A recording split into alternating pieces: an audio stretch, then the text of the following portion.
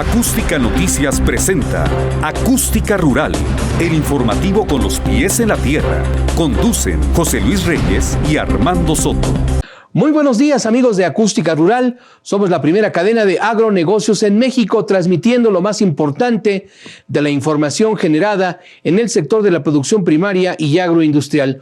Como cada mañana, saludo con mucho gusto a mi compañero y amigo, el médico veterinario Armando Soto Ordaz. Armando, bienvenido, muy buenos días. ¿Qué tal, José Luis? Muy buenos días, apreciable auditorio que nos ve y nos escucha a lo largo de la República Mexicana a través de Acústica Rural en el 1150 de AM en la Ciudad de México, 1120 en la ciudad de Guadalajara, Jalisco, y en el 600 de AM en la ciudad de Monterrey, Nuevo León. Y también saludamos con gusto a los amigos que nos escuchan en la parte norte del estado de Veracruz, Tantoyuca, Sierra Norte del estado de Puebla, Chilpancingo, Guerrero y Empeto en el estado de Yucatán. Y saludamos con gran agrado a los amigos que nos ven a través de la gran cadena Albavisión, canal 13.1 en el sur, sureste, centro, occidente y noroeste de la República Mexicana, y a todos los amigos involucrados en este sector primario, producción de los alimentos. Bien, José Luis, hoy tenemos entrevistas de interés, pues la sanidad en las granjas avícolas del territorio nacional, también el contrarrestar epidemiología en estas aves para que estén pues libres de enfermedades y no puedan diseminar este virus a otras granjas del territorio. Así es, Armando. En la línea de Acústica Rural está el médico veterinario Carlos Javier Alcázar. Él es jefe del Departamento de Operaciones de Campo del Servicio Nacional de Sanidad, Inocuidad y Calidad Agroalimentaria. Y es que lamentablemente hace unos días se presentó un brote en la región de La Laguna que comparten los estados de Coahuila y Durango, un brote de influenza aviar tipo AH7N3 en esa región. Médico Carlos Javier Alcázar, muy buenos días. Gracias por tomar la llamada de Acústica Rural. ¿Qué tal? Buenos días, para servirles. Aquí estamos. Gracias, médico. Bueno, coméntenos cómo se originó este brote, en qué región de La Laguna se comenzó a detectar este padecimiento. Pues miren, les comento. El día 21 de abril, por la tarde, se recibió aquí en Oficinas Centrales un reporte de una empresa avícola en la cual comentaban de una elevada mortalidad en su parvada, una parvada de reproductoras pesadas. Estas aves son las que dan origen a los pollos de engorda. Entonces, inmediatamente se trasladó personal de la Dirección General de Salud Animal a la granja. Eran 2 granjas las que estaban en ese momento con problemas clínicos. Y bueno, obviamente el avicultor refería que había algunos signos clínicos que hacían sospechar de influenza aviar. Entonces, el personal se trasladó a las granjas, revisó las aves, tomó las muestras correspondientes.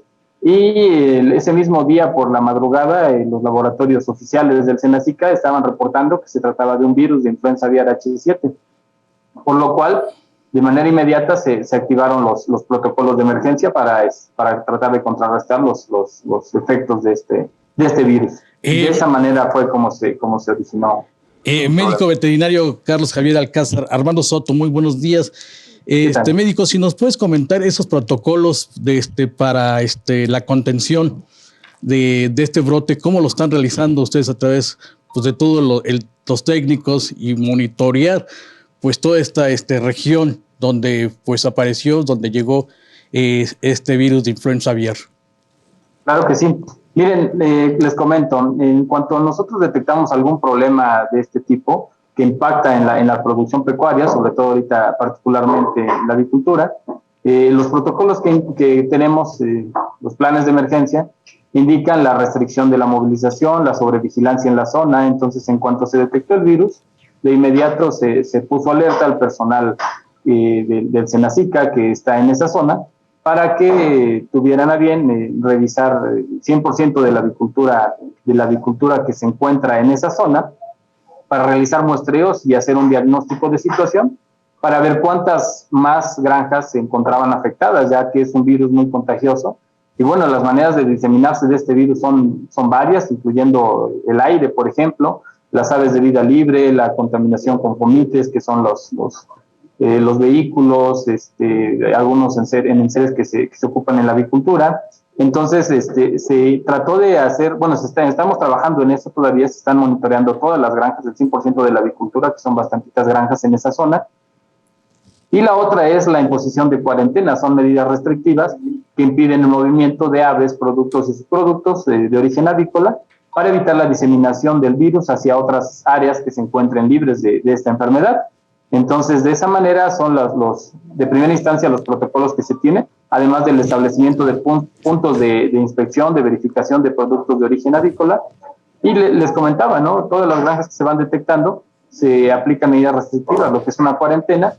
Y como medida adicional se tomó la iniciativa de imponer una cuarentena a todo el estado de Durango y de Coahuila para evitar la diseminación del virus hacia otras áreas.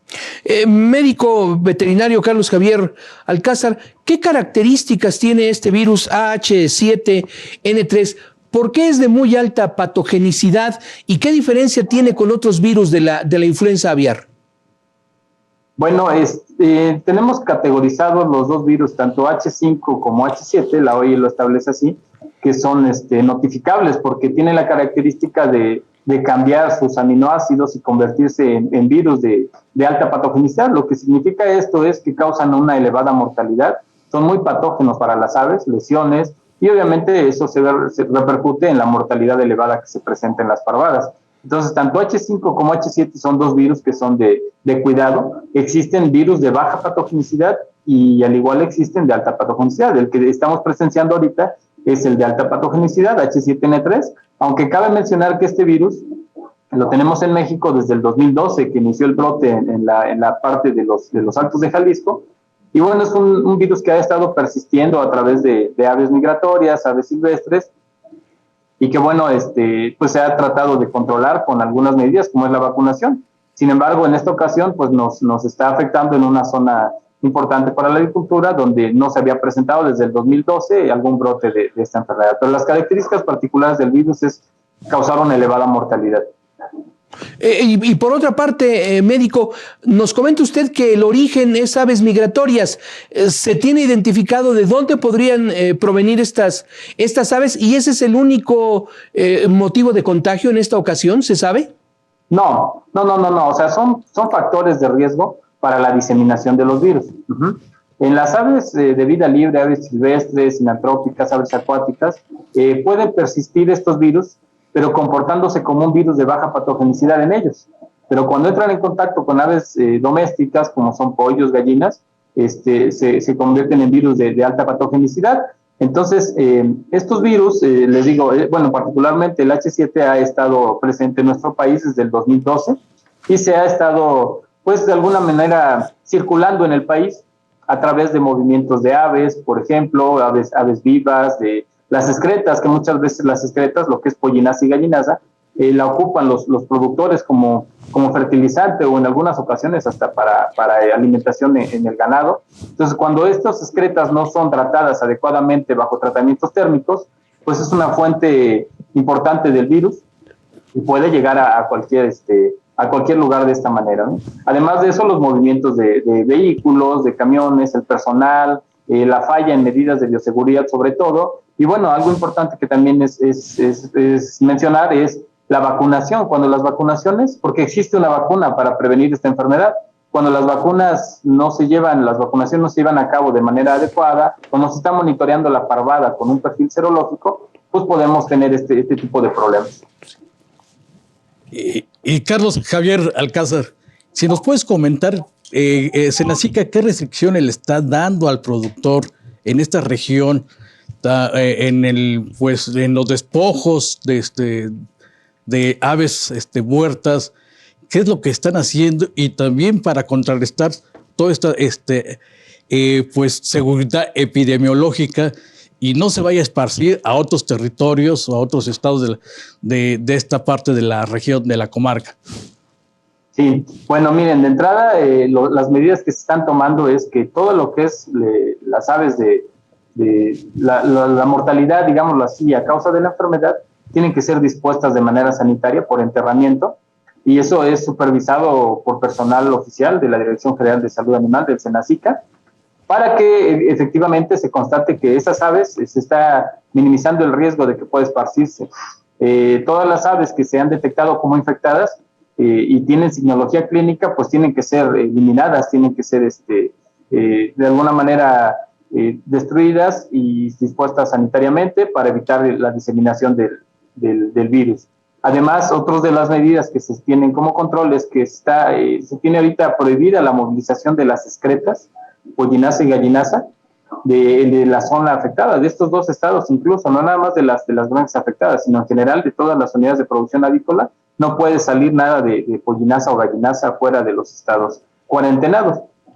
Otras de las medidas es que se tienen la restricción en cuanto a la movilización, es que para que puedan movilizar productos o aves de las granjas que no tienen problemas, tienen que presentar resultados negativos a influenza aviar.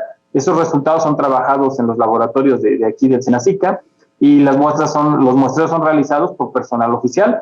De esa manera nosotros podemos tener la certeza de que en ese momento no está circulando el virus en esas granjas, y el movilizar aves de este tipo o productos no representa un riesgo para la avicultura del resto del país. Entonces, esas son las restricciones que se tienen.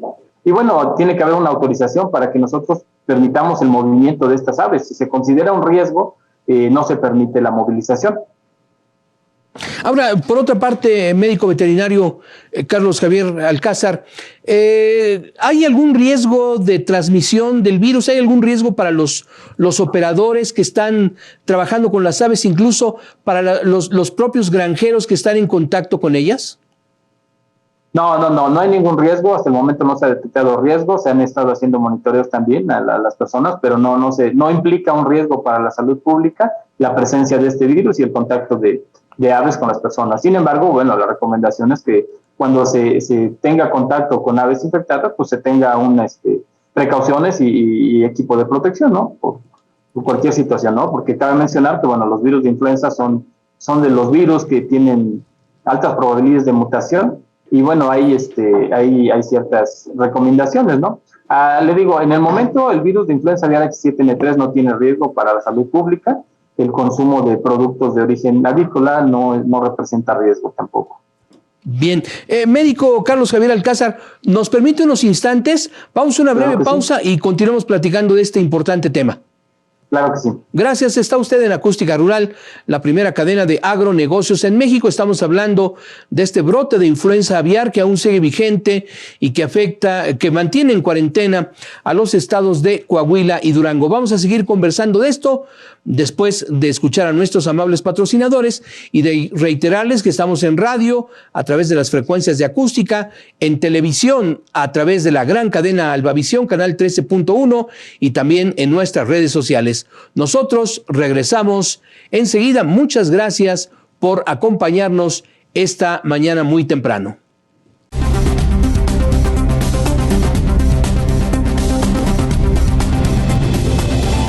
Continuamos, amigos de Acústica Rural, la primera cadena de agronegocios en México, y estamos conversando con el médico veterinario zootecnista Carlos Javier Alcázar, jefe del Departamento de Operaciones de Campo del Servicio Nacional de Sanidad, Inocuidad y Calidad Agroalimentaria.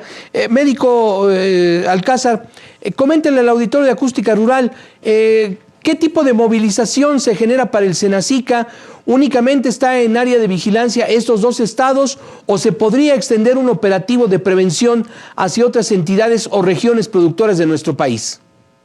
Ok, bueno, miren, les comento, el hecho de que tengamos una alerta sanitaria en una parte del país, bueno, que en este caso son dos estados, pone en alerta a todo el país, y de hecho el Senacica trabaja conjuntamente con los agricultores, los gobiernos del estado, para justamente prevenir la diseminación, en este caso del virus, hacia otras partes del país. Entonces, de manera general, se están reforzando las medidas de bioseguridad en el resto del país y también el control de la movilización.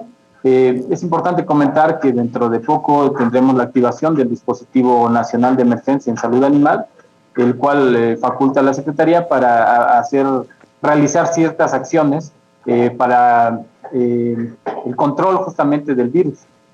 Entonces, en todo el país se tiene un control sanitario que ahorita está siendo reforzado de acuerdo a los protocolos que se tienen establecidos. Y el monitoreo, sobre todo en toda la parvada nacional de aves, ¿sí? en la parte avícola, que es prácticamente el centro occidente, pues para evitar y además detectar oportunamente que pudiera darse alguna eventualidad en otra parte del país. Carlos Javier, y si nos puedes comentar, el Senacica, ¿qué medidas de prevención están tomando en las periferias de las granjas, también dentro de las granjas, el tema de bioseguridad y también la utilización de barreras zoosanitarias en los estados de Durango y Coahuila? Sí, miren, como les comentaba, de manera inmediata, en cuanto detectamos un foco de influenza aviar, en este caso en Coahuila y en todas las otras unidades de producción que se han detectado, se establece un cerco, digámoslo así, un cerco sanitario, una zona perifocal de 10 kilómetros, en la cual se vigila constantemente que no se estén presentando algunos focos o se detecten oportunamente focos, y no se permite movilizaciones de esa parte, de esa zona. Adicionalmente, todo el país, además del país que tiene que estar en alerta, el estado de Durango y el estado de Coahuila tienen una cuarentena interna. Se le aplican ciertas restricciones para la movilización de productos, subproductos de origen avícola, para minimizar el riesgo de diseminación del virus. Ahora, Carlos Javier Alcázar, médico veterinario, ¿qué acciones implica este dispositivo nacional de emergencia en salud animal que nos comentaba hace unos instantes? ¿Ya está vigente? ¿Opera para cualquier especie animal que pudiera verse comprometida por alguna situación como esta? Bueno, les comento, el dispositivo nacional de emergencia en salud animal es una herramienta que tiene el Senacica, en este caso la Secretaría de Agricultura, en la cual faculta de realizar acciones de manera conjunta con los gobiernos estatales para controlar alguna enfermedad, y en este caso es para influenza aviar, pero aplica para cualquier tema sanitario, ya sea de origen animal. Entonces, en este caso, pues lo que se hace es que a la activación de este dispositivo se establecen ciertas medidas en todo el país. Ahorita las medidas que se tienen como algunas medidas restrictivas son exclusivamente para los estados de Durango y Coahuila. Al momento de activar este dispositivo, se podrían extender ciertas medidas al resto del país, a la zona avícola, para tener controles más estrictos en cuanto a la movilización, para tener una evaluación de bioseguridad en todas las granjas avícolas de manera oficial, tener un diagnóstico de situación de la enfermedad en todo el país, y les comentaba, sobre todo son los controles de la movilización y eventualmente aplicar la vacunación en todo el país para evitar que se afecte la avicultura. Carlos Javier Alcázar, si nos puedes comentar en pérdidas económicas, ¿de cuánto asciende estas pérdidas ahorita, pues en menos de 15 días que se tiene con este problema de influenza aviar en estos estados de Durango y Coahuila, y también la afectación de 4.5 millones de aves que se tienen en este territorio?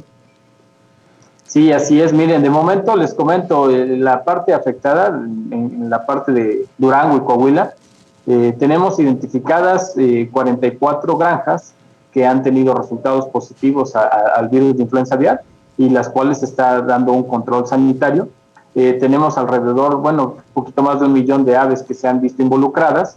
Es difícil estimar en este momento, porque es muy apresurado. Tenemos una semana con el brote, menos de una semana, no, de un poquito, son 10 días, digámoslo así, que está activo el brote.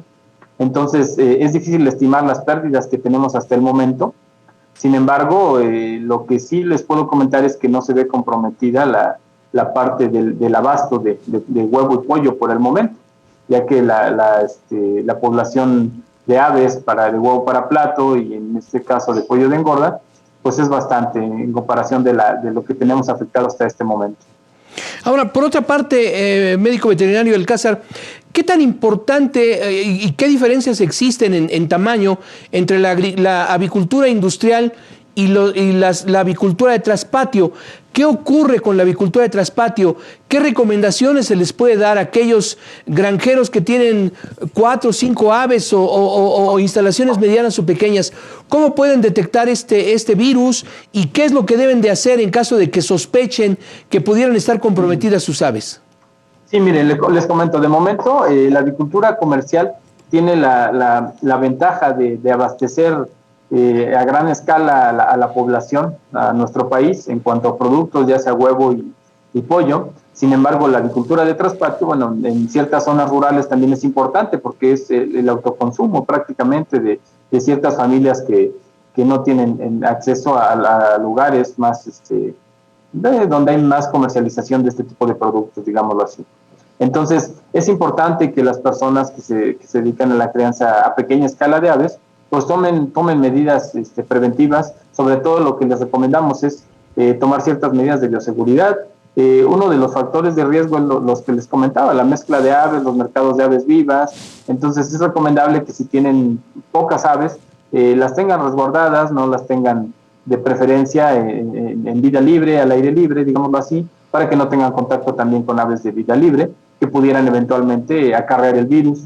Es importante que realicen la desinfección justamente de los gallineros, también que no compren aves de desecho, le llamamos nosotros, porque son aves que pueden acarrear consigo algún problema sanitario.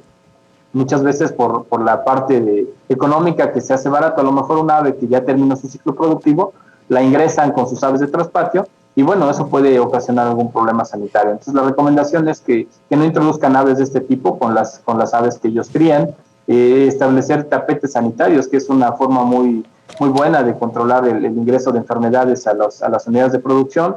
Los tapetes sanitarios son algunos, como tal, tapetes que se aplica algún desinfectante y que antes de ingresar o tener contacto con las aves, las personas desinfectan su calzado, el cambio de ropa para estar en contacto con las aves.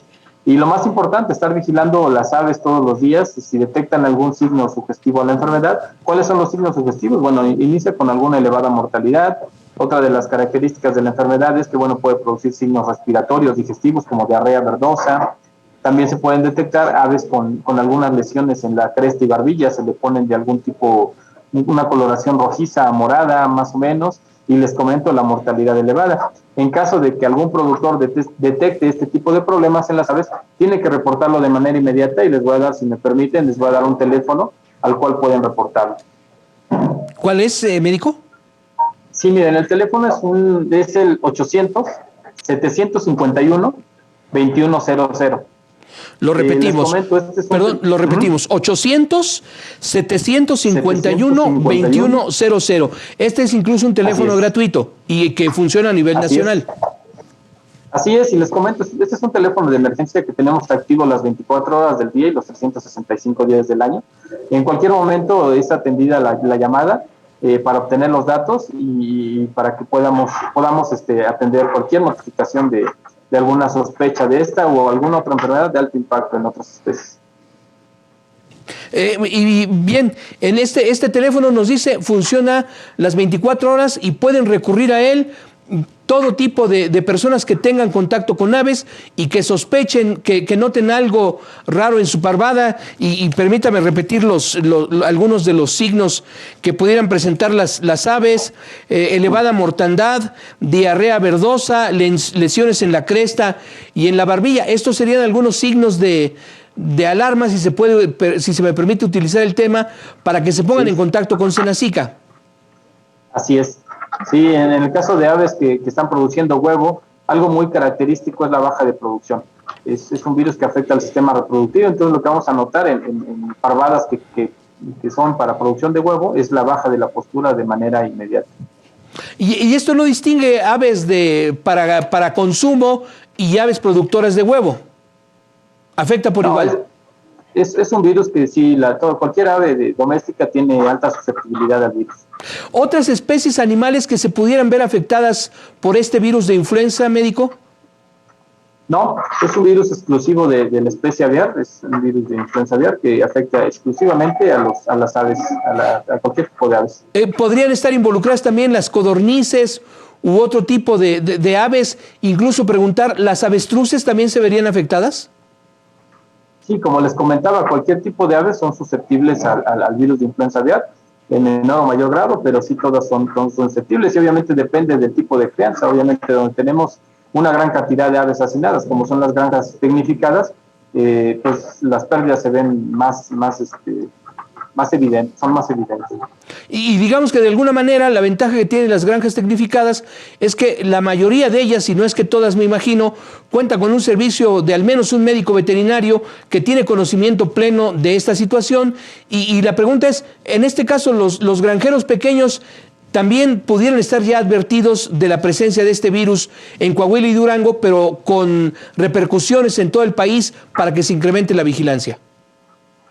Así es, por parte del Senacica se tiene una campaña muy fuerte de difusión para esta y otras enfermedades, en la cual se trata de llegar a cualquier tipo de personas, o sea, ya sea grandes productores y pequeños productores, incluso a nivel rural, para que puedan tener acceso a esta información, conozcan de la enfermedad y bueno, en su caso, pues lo reporten de manera inmediata, lo podamos detectar a tiempo y evitemos que el virus siga circulando hacia otras partes del país. Pues médico veterinario zootecnista Carlos Javier Alcázar, jefe del Departamento de Operaciones de Campo de Senacica, muchas gracias por esta entrevista y muy buenos días. Al contrario, gracias a ustedes. Buenos días. Gracias. Pues ahí tiene usted esta información a este respecto, la presencia de este virus de influenza aviar en regiones de la comarca lagunera que comparten los estados de Coahuila y Durango.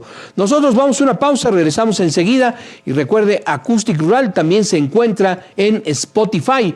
Consulte usted esta red social para que tenga más información de este programa. Vamos a una pausa, regresamos enseguida.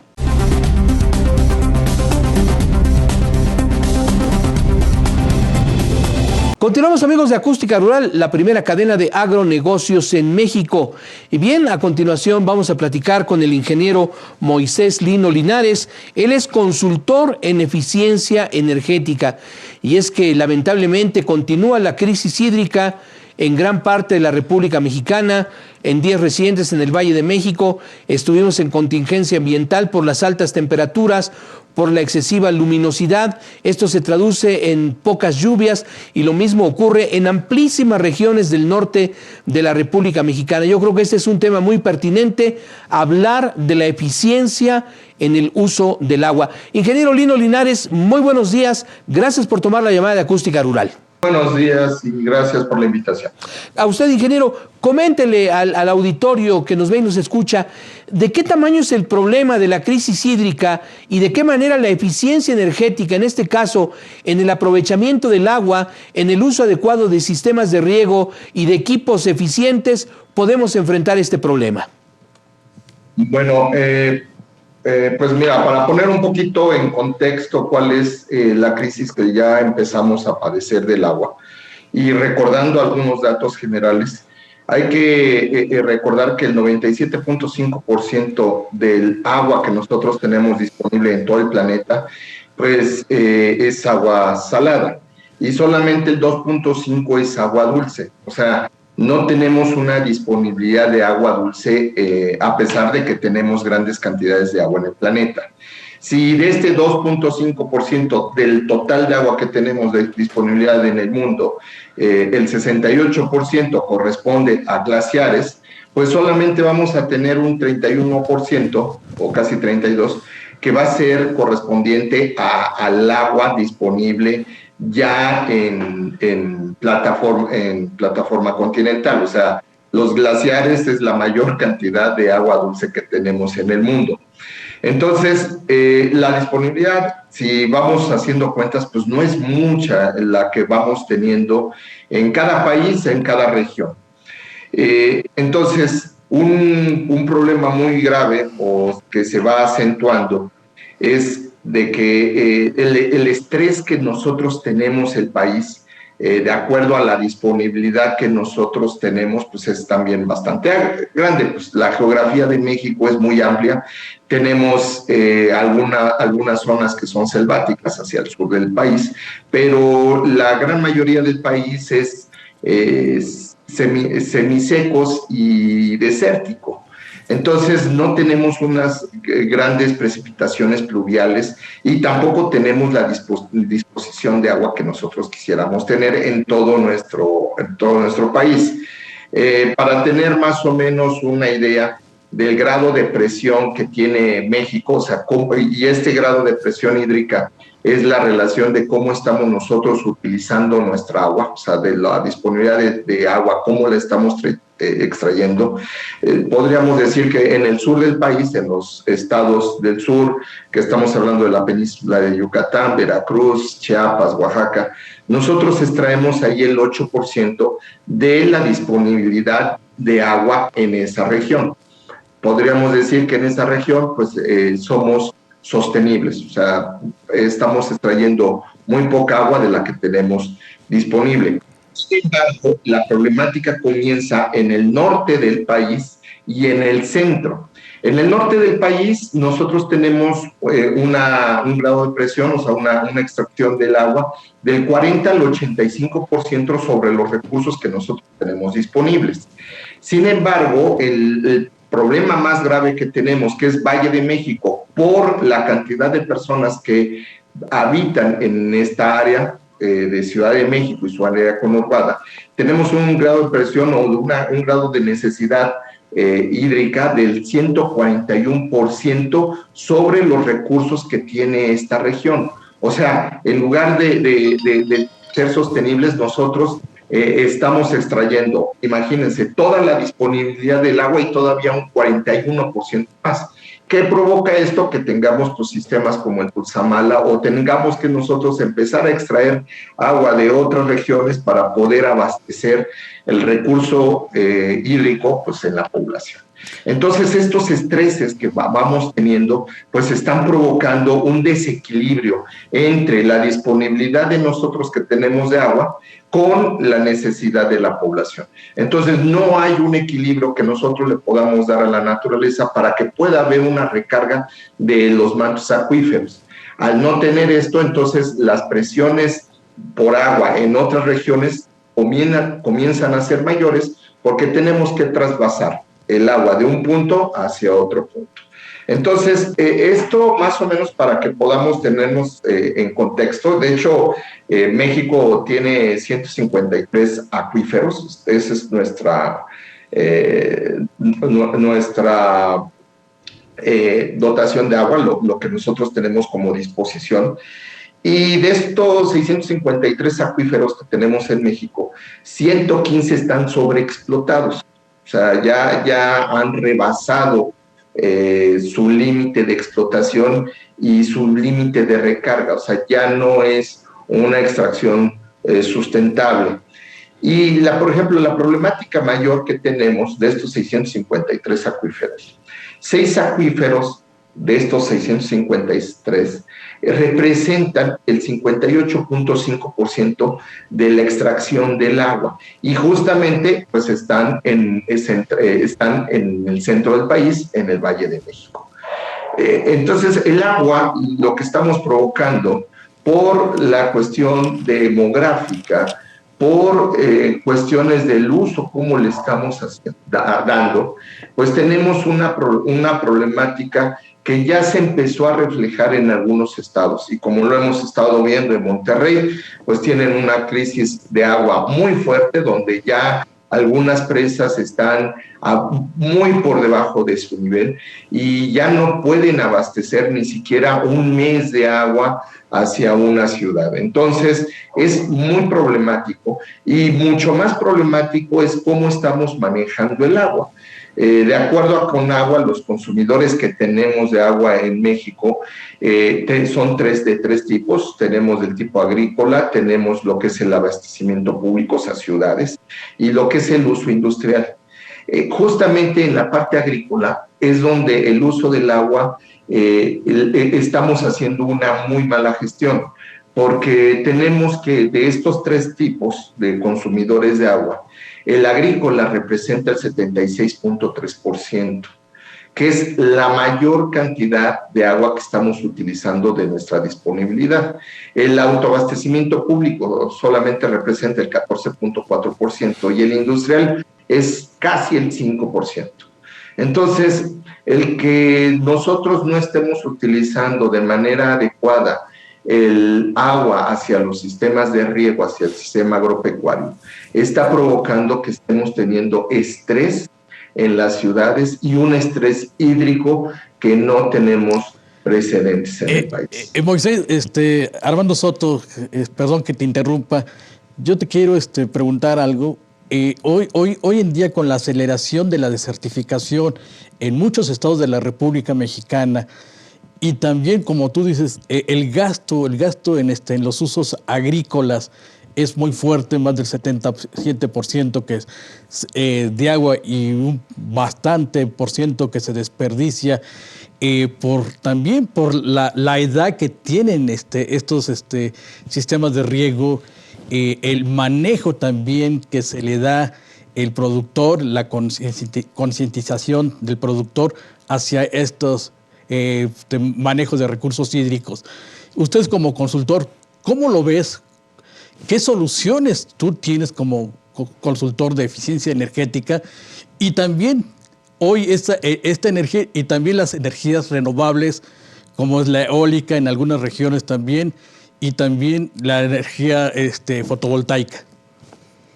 Sí, tenemos, el problema es bastante grave que tenemos porque, por un lado, en el caso de los sistemas agropecuarios, o sea, los sistemas de riego no son solamente en toda la superficie de siembra.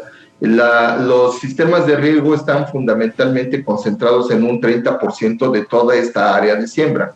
Entonces, quiere decir que en estas áreas donde se siembra, que son de riego, pues desperdiciamos cantidades de agua enormes, no somos totalmente eficientes.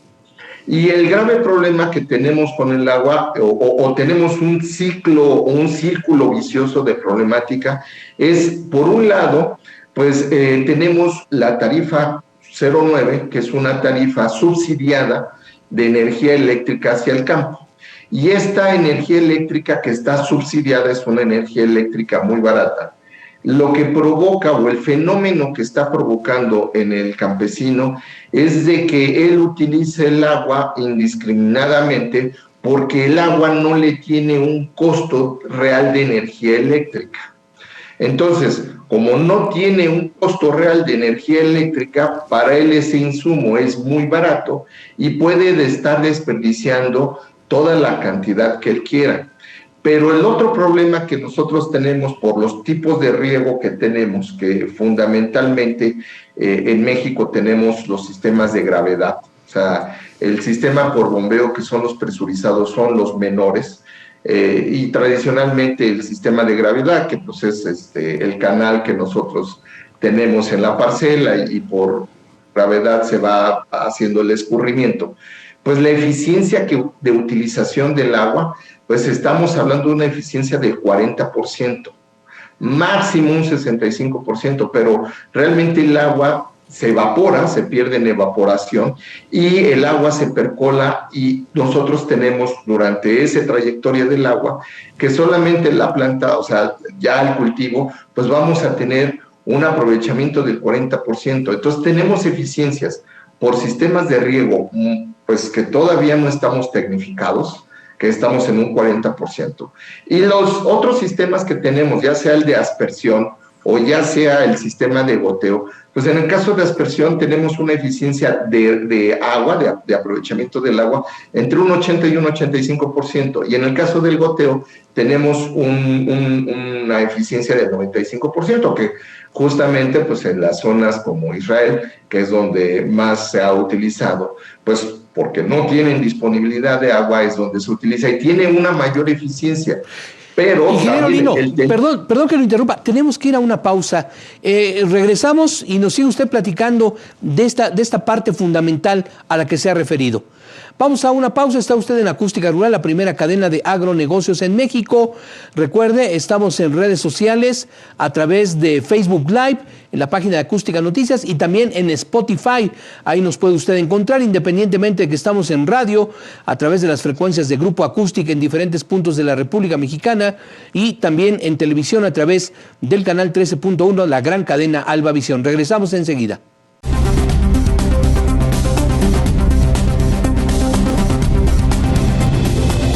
Seguimos adelante, amigos de Acústica Rural. Estamos conversando con el ingeniero Moisés Lino Linares. Él es consultor en uso eficiente de energía. Estamos hablando del problema de estrés hídrico que vive la República Mexicana. Ingeniero, entonces tenemos aprovechamientos del 40% en el riego rodado, como si así se le permite decir, un aprovechamiento del 80-85% en la aspersión y un aprovechamiento del 95% en los sistemas de riego por goteo. Y se refería usted al caso israelí, ingeniero, en eso nos quedamos.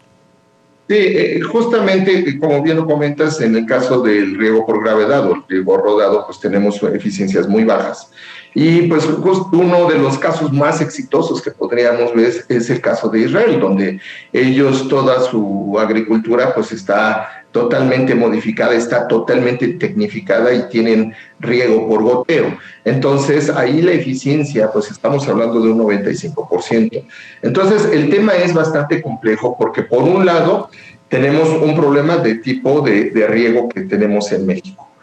Un segundo punto, no toda la siembra está dedicada a riego, entonces solamente de esa superficie tenemos el 30% que es de riego, pero es muy alto el porcentaje que utilizamos del agua en la disposición de agua que tenemos en el país. Por otro lado, el campesino pues llegan a tener la utilización del agua indiscriminadamente, no hay un tope de uso de agua porque su tarifa, la 09, que es el costo de la energía, está subsidiada. Entonces no hay un costo real del agua para el campesino y por ende, como al no haber un costo real, pues empieza a haber desperdicio. ¿Qué es lo que debería de hacerse? Y también, pero por último, al tener no un eficiente riego, también tenemos bajos rendimientos en campo. Voy a poner un ejemplo de rendimiento de campo muy específico, que es la caña de azúcar, que es uno de los cultivos que utilizan grandes cantidades de agua. En México nosotros tenemos un rendimiento promedio de 70, 80 toneladas de caña de azúcar por hectárea. En algunos lugares llegamos a tener hasta 40, por eso se dice promedio. Pero en el caso de Centroamérica, los centroamericanos tienen ellos unos rendimientos de 120, 140 toneladas por hectárea. Y en el caso de Brasil, bueno, pues están arriba de 200. ¿Qué significa esto? De que la tecnificación en campo pues es fundamental y la tecnificación de riego es también imprescindible tenerla, porque empezamos nosotros a tener, es uno de los factores para tener mejores rendimientos en campo. Entonces, utilizamos mal el agua, no tenemos un costo real del agua, no hay conciencia del costo del agua porque el costo del agua para el campesino es muy barata y por una mala tecnificación hay bajos rendimientos. Entonces la productividad del campo pues está cayendo, pero no solamente se cae la productividad del campo, sino lo más preocupante es que la gestión del agua no es la adecuada y estamos perdiendo agua para abastecer a las ciudades. Y bueno, de abastecimiento de ciudades también se van al abastecimiento de industria. Aunque la industria puede llegar a utilizar agua tratada, o sea, eso no es problema.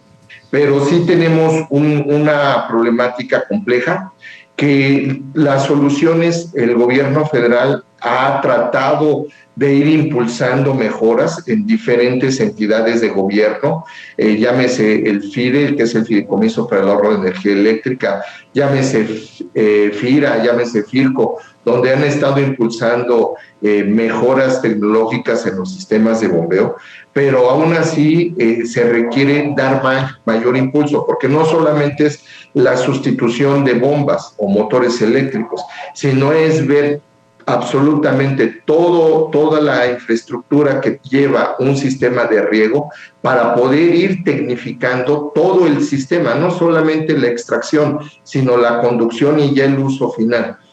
No podemos seguir nosotros con un método de gravedad, o sea, ya no es sostenible para México. Tenemos ya que empezar a evolucionar. Tiene que ser una política pública integral donde el uso del agua, en el caso del agro, tiene que verse reflejado en optimización del uso del agua y en el rendimiento del campo, porque así vamos a tener una mayor productividad, pero también vamos a tener una mejora gestión del agua. Y con eso podríamos tener una política pública completa. Eso es lo que nos está haciendo falta.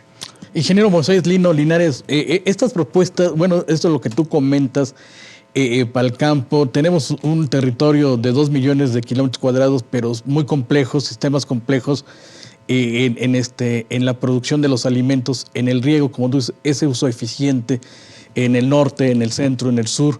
Tenemos un campo en el sur no tecnificado, un campo tecnificado en el norte. Y yo te preguntaría, estas propuestas que tienes tú como consultor hacia el campo, ¿cómo se verterían, cómo se darían para tener un campo productivo, un campo con mejor eficiencia de agua? Bueno, tendría que ser una política pública transversal, porque es una política pública de un manejo de recurso hídrico, debe ser una política pública también de cambio climático. Por la cuestión de cambio climático estamos teniendo variaciones de lluvia, o sea, hay lugares donde el estiaje se ha incrementado el número de meses, o sea, es mucho mayor. Y pues se debería de estar empezando por regiones, por aquellas regiones donde nosotros tenemos el mayor estrés hídrico. O sea, tendríamos que ser selectivos e ir siendo muy puntuales en donde podríamos implementar un programa general, nacional, pero que empecemos por algunas regiones, las más críticas. Atacando las más críticas es irse por un 80-20, por lo más complejo, por donde está el mayor estrés, y con eso después tener esa planeación de largo alcance, esa programación para ir resolviendo las demás regiones y los demás tipos de cultivo que nosotros tenemos en México. Habrá algunos distritos de riego, y eso pues hay unos que están muy bien gestionados, que tienen muy buena administración, y a lo mejor también en estos distritos de riego y en ese tipo de productores, poderlos irlos apoyando. O sea, hay también cultivos que tienen un alto rendimiento económico y a lo mejor ellos no necesitan tanto el apoyo de gobierno en el sentido de una gestión económica, pero sí necesitarían la guía del gobierno por una asistencia técnica. Porque hay que recordar una cosa, la problemática de la gestión de riego en el campo es un punto vital, porque es la productividad del campo. Si nosotros perdemos agua, vamos a perder el campo. Entonces, los productores, una de las cosas que se debe de decirles y darles a entender de la conciencia del uso del agua, es que pierden el agua y van a perder sus negocios. Entonces, en algunas regiones, en algunos productores que tienen una mayor economía y no necesitan el impulso económico de un financiamiento de gobierno, sí necesitarían la asistencia técnica de gobierno para poder hacer una correcta gestión del uso del agua en sus cultivos y de la gestión del recurso hídrico en su región. Ingeniero Lino, a ese respecto, la conformación administrativa que hace Conagua de distritos y zonas de riego, ¿es la adecuada? Sí es la adecuada. Lo que sucede es de que hay que tener una mayor dinámica de trabajo. O sea, lo que estoy comentando no es de que el gobierno haya hecho mal las cosas, sino tiene que todavía ir más allá, impulsar y ser más proactivo. La distribución y cómo estamos nosotros organizados es adecuado, pero lo que necesitaríamos nosotros es empezar a impulsar con mayor fortaleza, y no solamente con agua, estamos hablando de que debe de entrar medio ambiente, agricultura, o sea, debe ser una política muy transversal, Comisión Federal de Electricidad, Secretaría de Energía, o sea, no es un tema que le competa a una sola dependencia, es un tema multifactorial que debe de ser una política pública integral. Yo creo que el problema que tenemos es de que en México no hemos sabido hacer políticas públicas integrales de gran calado y de largo plazo. Eso es lo que nos está faltando. Interesante, ingeniero, porque, bueno, según percibe la administración que hace la Comisión Nacional del Agua es por distritos de riego, algunos con más estrés, otros con menos estrés. En el norte del país, el año pasado, hubo problemas en Chihuahua, en el distrito de riego de Camargo, por la disponibilidad de líquido, ingeniero. Sí, así es. O sea, es que la gestión o la administración de riego no es únicamente hacia el campo. O sea, el 70% se maneja, un poquito más del 76% es hacia el campo, pero también las ciudades consumen agua, también las industrias consumen agua.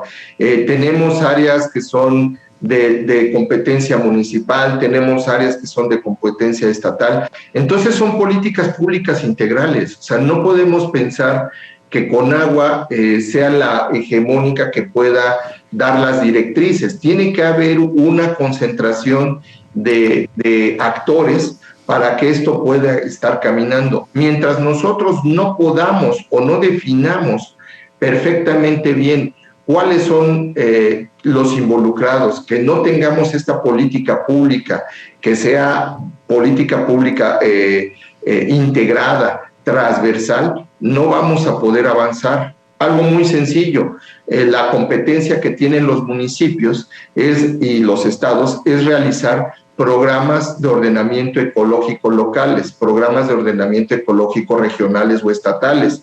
Y en los programas de ordenamiento ecológico se dicen cuáles son las reservas ecológicas, dónde vamos a tener reservas para absorción de agua. O sea, entonces, si todavía en México nos faltan esas políticas, bueno, nos hace falta muchas cosas por avanzar. Pues, ingeniero, lamentablemente el tiempo se nos agota. Muchas gracias, ingeniero, por su participación. Es usted muy amable. Gracias, que tengan muy buen día. Igualmente, ingeniero Moisés Lino Linares. Y bien, estamos llegando a la parte final de Acústica Rural. Armando, muchas gracias. Gracias, Luis. Provechoso. Como siempre, apreciamos mucho la colaboración del equipo técnico de producción de Acústica Rural. Recuerde, nos encuentra usted en redes sociales como Facebook Live, también en Spotify, en radio y en televisión. Que tenga usted excelente día. Que le vaya bien.